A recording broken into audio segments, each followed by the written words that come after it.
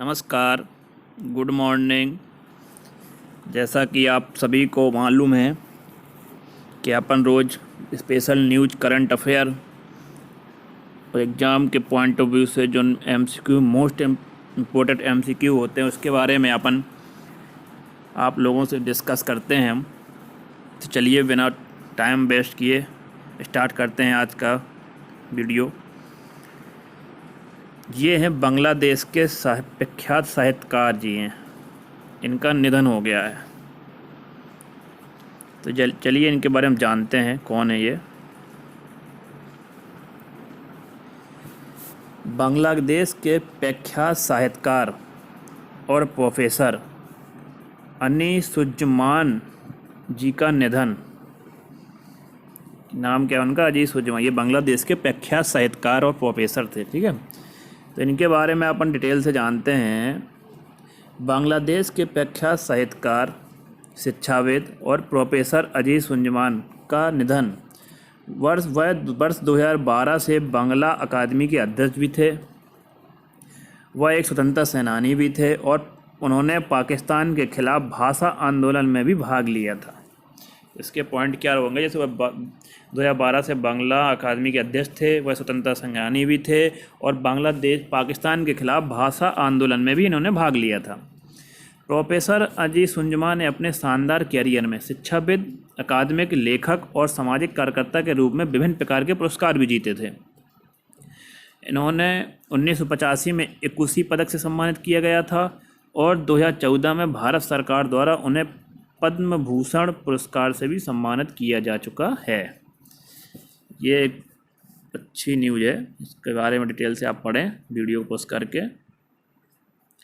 Next है Asian infrastructure investment bank है।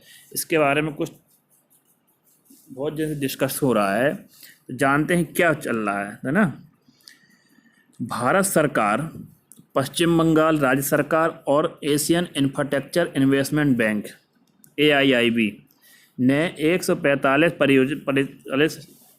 लाख परियोजनाओं के लिए एक ऋण समझौते पर हस्ताक्षर किए हैं। इसका मुख्य उद्देश्य पश्चिम बंगाल राज्य के दामोदर घाटी कमान क्षेत्र DBCA में बाढ़ प्रबंधन और सिंचाई सेवाओं में सुधार करना है। इन तीनों के माने राज्य सरकार, भारत सरकार और इंफ्रास्ट्रक्चर बैंक के बीच में एक समझौता हुआ है। तो उसके बारे में अपन और जानते हैं डिटेल से,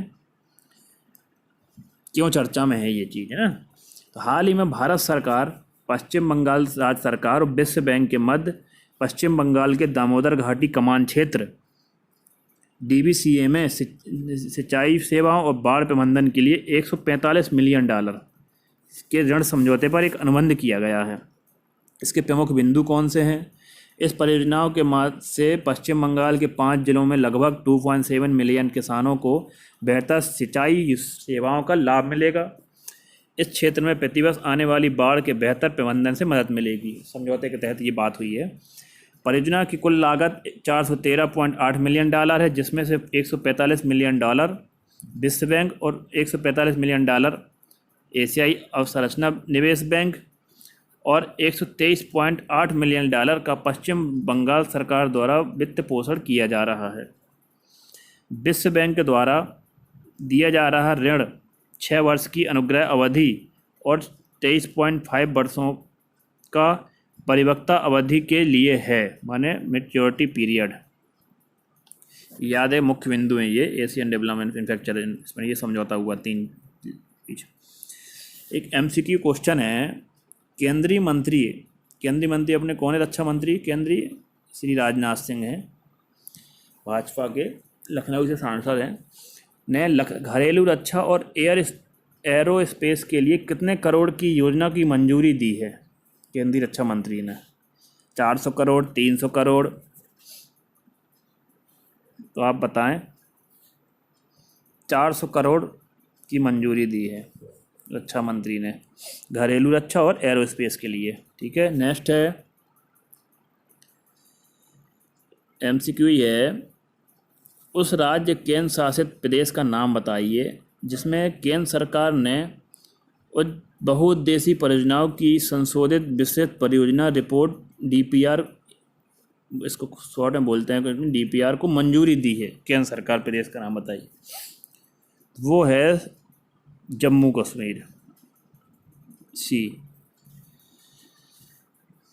नेक्स्ट देखते हैं, नेक्स्ट है केंद्रीय स्वास्थ्य मंत्री कौन है अपने? डॉक्टर हर्षवर्धन सिंह अपनी केंद्रीय स्वास्थ्य मंत्री हैं, बीजेपी के हैं हर्षवर्धन जी। ये केंद्रीय स्वास्थ्य मंत्री हैं, दिल्ली से सांसद हैं,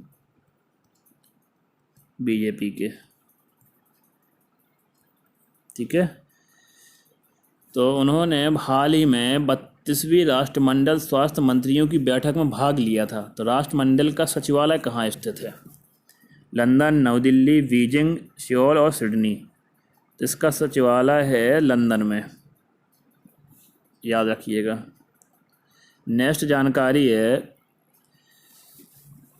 इटली के बारे में है। किसके बारे में? इटली के बारे में नेक्स्ट जानकारी है। इटली में किए गए अध्ययन के अनुसार बच्चों में कावासाकी रोग जैसे लक्षणों वाली एक असमान बीमारी फैल रही है। इटली में एक बीमारी फैल रही है, उसी के बारे में इसमें डिस्कस किया गया है। देश में किए गए एक अध्ययन के अनुसार कोविड-19 के संपर्क में आने वाले बच्चों को यह बीमारी फैल रही है।